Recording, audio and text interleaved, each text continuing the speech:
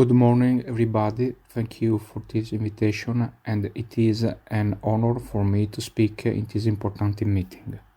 Nothing to disclose. The recent guidelines reiterated the need and the importance of creating aortic teams dedicated to multidisciplinary medical teams of physician, cardiologists, radiologists, cardiac surgeon, vascular surgeon, and genetics. Overall, this data support the need to establish centers of excellent so-called aortic teams throughout Europe. However, in emergency case, the transfer of a patient should be avoided if sufficient medical and surgical facilities and expertise are available locally. In addition, some authoritative authors have said centralization of care of the aortic arch pathologies in large centers is recommended because it is the only way to effectively understand the natural course of the diseases, provided the entire range of the treatment options under one umbrella and treat the potential complications of each individual therapy. A streamlined emergent care pathway, adequate transportation and transfer capabilities, as well as rapid activation of the multidisciplinary team must be available. Does the aortic team make a difference in the outcome?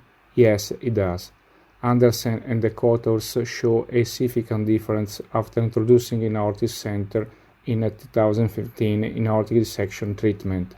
The mortality dropped from 34% to 2.8%, and the survival at 5 years increased from 60% to 80%.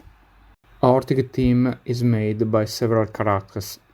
For the operative treatment, the cardiac surgeon, the vascular surgeon, the interventional radiologist, and the anesthesiologist are involved, while the cardiologist and the radiologist are in charge for the imaging. Furthermore, the genetics and pathologists access the etiology of the aortopathy. Other professional figures have an important role, such as the occupational doctors, sport doctors, dietitian, psychologists, and the coroner. Very often patients, especially young patients, do not know how to face the numerous psychosocial problems that affect the quality of their life once they have overcome the acute phase, particularly with regards to nutrition, sport, physical activity, and work.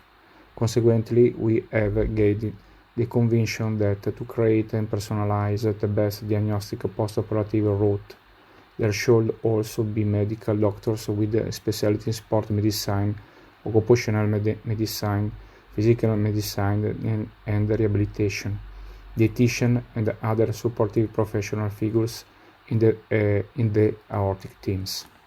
The aortic team is located on the aortic center made by the hybrid room, a dedicated imaging core lab, and an aorta office. The aortic center should also promote education and research. 3D printing will be a new tool to address this demand. A fundamental role in the aortic team is the outpatient clinic that works in synergy with the aortic team members. But all that glitters is not gold. Effective teamwork may be undermined by a variety of the problems, for example, disorganization, poor communication, misunderstanding on inadequate procedures for problem solving.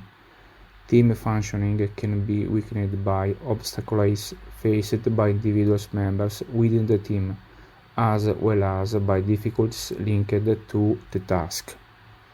But I believe that the leadership is one of the most difficult problems and sometimes the cause of the failure of an aortic team is identifying the team leaders.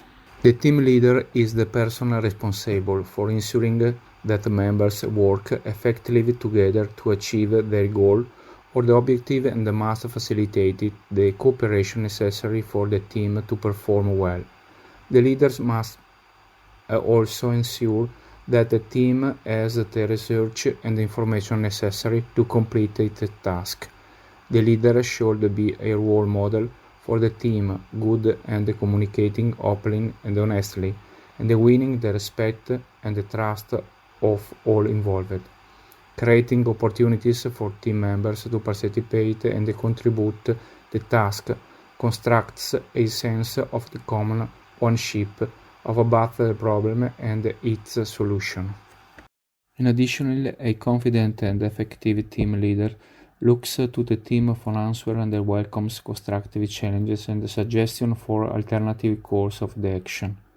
He or she needs to be able to deal with conflict constructively throughout the process of the mediation or negotiations. In occasion, the leaders must be prepared to take difficult decisions and be willing to explain the basis on which they have been taken.